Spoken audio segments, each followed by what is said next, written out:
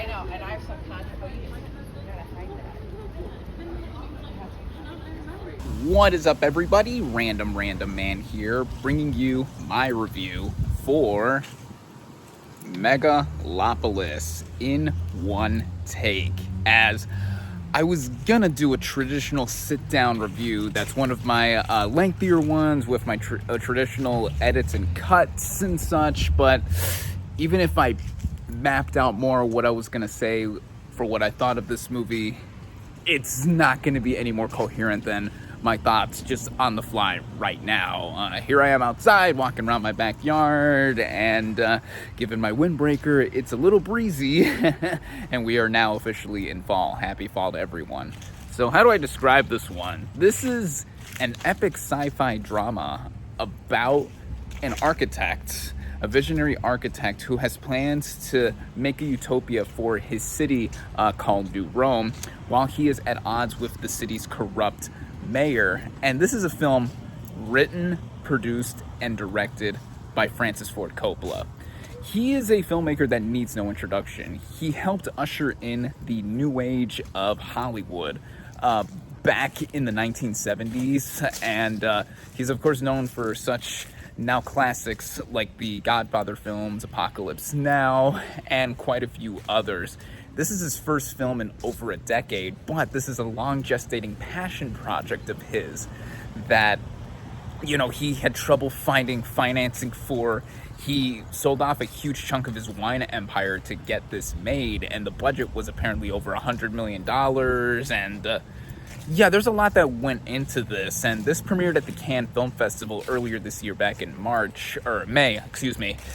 back in May. It competed for the Palme d'Or, but upon release, it got polarizing reactions, and even in recent history, in the days and week leading up to this movie's release, I've seen reactions and reviews that are all over the place, saying that it is an abomination, saying that it is art, it is messy, it is also someone with pure vision, all over. And obviously, given what I showed with my intro, showing that there's proof that this movie exists, and me showing off my ticket stub just now, I had to give my own thoughts, because this film is something that doesn't come around that often in many ways. And so starting out with the cast and their performances, we have Adam Driver as this visionary architect, Caesar Catalina.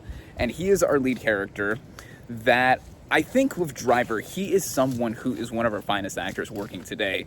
And with the material that he is given and working with, I think that he is playing within what this movie is trying to do and is setting up, or has set up, and just progresses. And he's committed, just like he usually is in most cases for a lot of performances of his that I see, even when the movie just goes into wild areas and other places that are of contention, as I'll mention in a bit.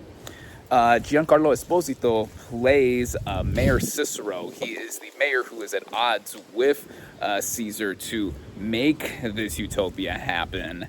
And he's a class act. I love him in just about anything that I see him in. He's great, and I think him playing such a straight-laced figure, in some ways Driver Caesar is a similar character like that, but there's a lot of other things that go into his performance there. But Esposito, I think, helps ground the movie in a lot of ways too. Natalie Emmanuel plays the mayor's daughter, Julia, and she is someone that gets involved with Caesar not that fast, or actually, yeah, a little bit into the movie after it initially begins and we get set up. And, you know, they have this relationship that does get some expansion as the movie goes on, but I wish that there was more with her character. But what we saw of her, I thought she was great. As every other woman or female character in this movie is treated quite differently. They're not given as much depth as she is. There's a bunch of other people in this cast too.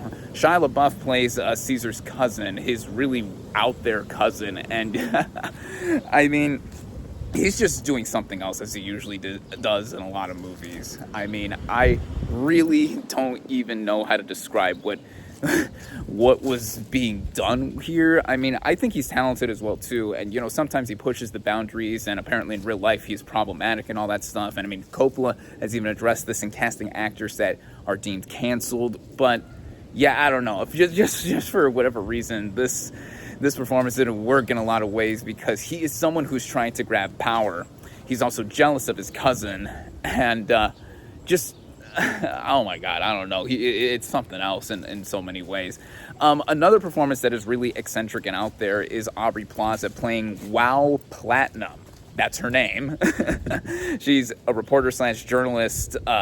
And I think she better not understood the assignment, but I thought fit what the movie was going for in terms of tone. And this is a little bit of a different performance from her too, because she is slightly comedic. I mean, she's known for her comedy, but it's also more dramatic with how there's focus on her and Caesar's cousin at one point.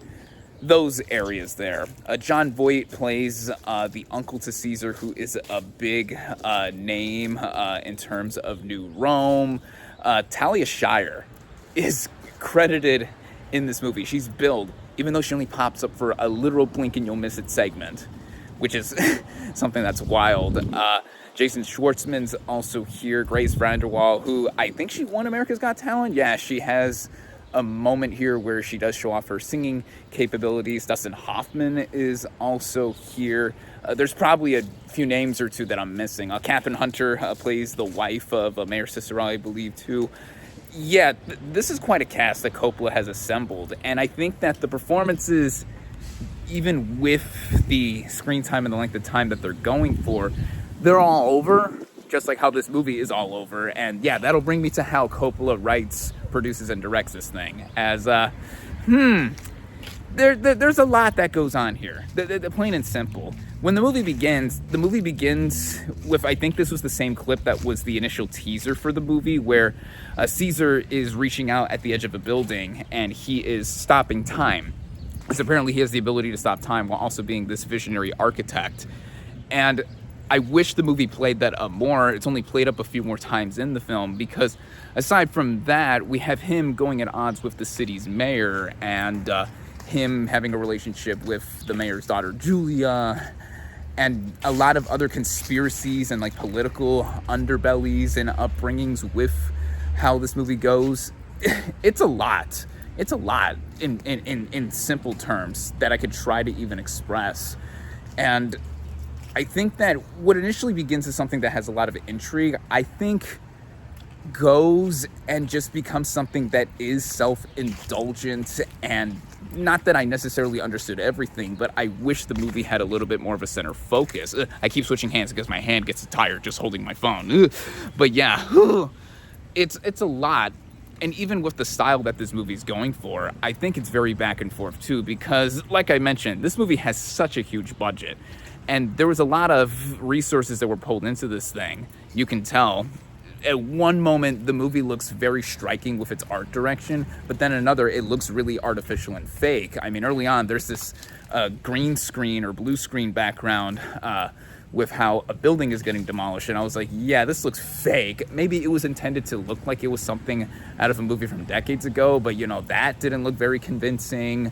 Certain other visual moments that were more trippy, I thought, well, either what was the point of that, or I didn't think it meshed together well with a lot of other stuff. And the movie does have a sense of eccentricity that I think was appealing, because how the movie's color palette, it's a lot of like bronze or gold or like bright looking colors, like when it goes into the frame and stuff. And then in terms of artistic decisions with how the movie is told, there's narration. There's a lot of voiceover narration too. And there's one member of the cast I didn't mention, and that's Lawrence Fishburne. He's basically the assistant / butler / chauffeur for Caesar. At times he's seen on screen literally spelling out details. But then there are other moments where he's off camera, of course, voiceover narration explaining like title cards and text that we see on screen. And the movie, I think, wasn't consistent with that either, because it's trying to tell a story that's very epic in scope. The subtitle of this movie is A Fable, Megalopolis, A Fable. And with a lot of allusions and a lot of parallels to real-life history that You know, I don't know how many people going into this thing are going to know their history. I feel like I have more than a passing amount of knowledge in history when it comes to like the rise and fall of Rome that this movie's alluding to. Even New York, even though this is technically New Rome. I mean, I don't think the movie was going on the same roadmap that it initially set up, because there were ideas that either were dropped quickly or just didn't fully commit to and keep going with.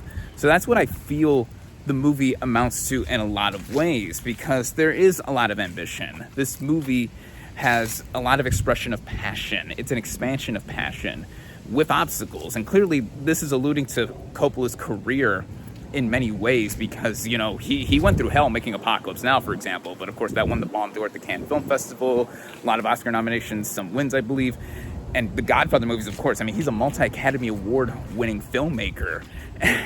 And I give a lot of credit, because this is a huge swing that this movie got made, and I can always like herald that.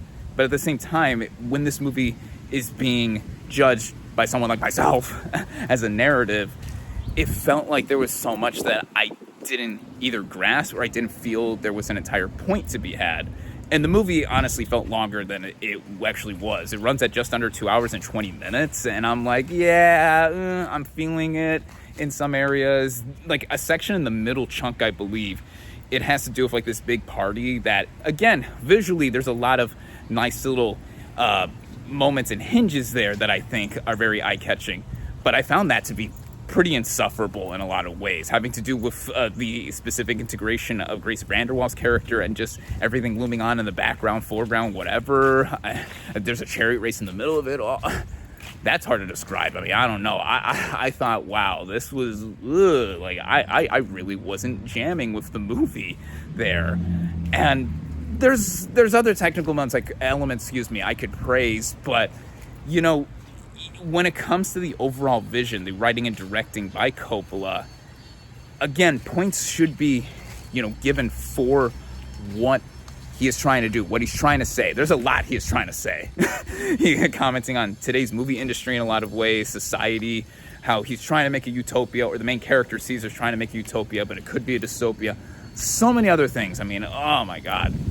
But overall, as a movie, it's not something that I feel really was as provocative as it was trying to be. I don't think that it is as self-important, although it comes off as being pretty pompous and pretty self-indulgent, as I mentioned. So, I don't know. It's really tough to put an actual stamp on this, because this is clearly something that we've been long waiting for, if you are a fan of Coppola, or Coppola himself has been waiting for. And I would just say that Coppola has made a convoluted, ambitious, meandering, eccentric expansion of passion with obstacles. That was my 10-word review I put up on my Facebook to try and get a stamp on this movie before I even tried to come here on camera to try and put together my thoughts. And I can't say I'm in either extreme on the side of the spectrum for this movie where my reaction would be. I didn't clearly love it, but I didn't hate it either. I didn't completely like it. I didn't completely dislike it either. So it's hard for me to be kind of in between here and trying to sum this all up quickly. I've been talking for minutes on end. So yeah, if you're a fan of cinema, if you're a fan of film in general, you owe it to yourself to see this at least once, just to see what you can make of it. This movie's already bombing. I mean, I think the projection was that it was going to make no more than $5 million at the domestic box office this weekend here in the US, when obviously it cost way more than that. I don't know. If you're a fan of Coppola, obviously you're going to see this. This is his first movie in over a decade, and I don't know if this is going to be his last movie. He's in his mid-80s by now? I don't know, but... And then if you're anyone else, if you're just literally going to watch any movie in theaters like I did, you probably wouldn't be best prepared, even if you think you're prepared to see something like this. Or if you're just not going to be into something that's so pretentious, if you want to describe it that way, or any other word that could be negative. I don't know. I mean, you should watch it at your own risk, I feel. There's a lot of things here that are at play. And obviously, I clearly have not done that good of a job summing it all up together. But hey, like I said, this is what I get for doing this video in one take. I've said this in the past too when I do my one-shot reviews. So yeah, there's really not much more to say. I mean, I come out pretty in the middle on this movie, and in terms of my final verdict, what do I end up rating this thing? Going back and forth. For now, I'm going to say, even though I say final verdict as if it's definitive, I'm going to give Megalopolis 2.5 out of 5 stars. There's a lot of things in here that say that it's among the low points of cinema for the year. Also high points, just everything in between. But yeah, that's what I will give this movie. 2.5 out of 5 stars. And there you have it. Thank you all, as always, for watching. Be sure to like this video, comment on what you thought of Megalopolis. Social media links in the description. Subscribe to my channel for more, and I'll catch you on the next movie review.